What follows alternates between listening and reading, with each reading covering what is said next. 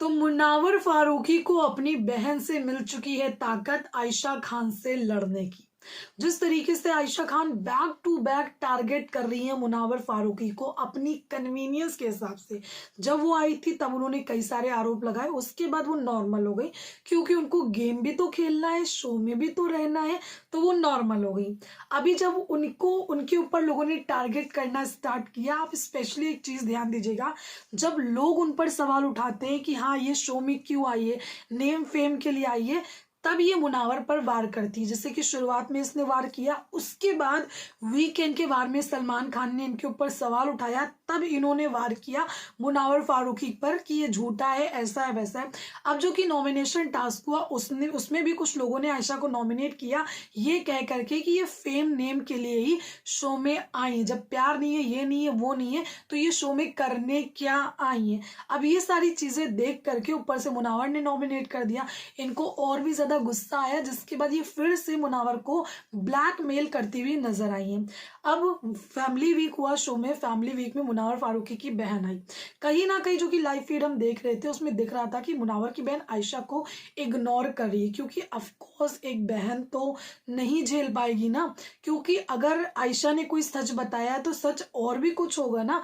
तालियां तो हमेशा दोनों हाथों से बजती है, लेकिन मुनावर इस सच को अभी यहाँ पर नहीं बता रहे, मे बी वो बाहर जाकर के बताएं, क्योंकि उन्होंने कहा कि वो जस्टिफाई कर सकते हैं। अब यहाँ पर जो कि रात में, आधी रात में बातचीत हो रही होती है, फैमिली मेंबर्स यहाँ पर सभी लोग बात कर रहे हैं, क्योंकि सबको पता है कि आज ही मौका है, बातें कर लो।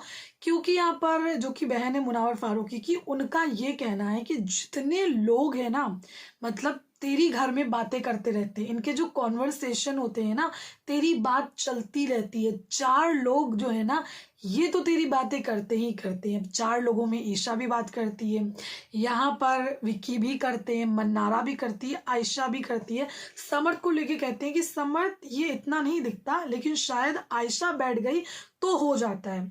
जिसके बाद यहाँ पर मुनावर फारूकी एक गुजराती में कुछ सेंटेंस बोलते हैं जो कि मुझे समझ में नहीं आया, और फिर यहाँ पर मुनावर की बहन कहती है कि डरने की कोई बात नहीं है, डरना नहीं है, जिस चीज से तुम जितना डरोगे वो तुमको उतना ही डराएगा।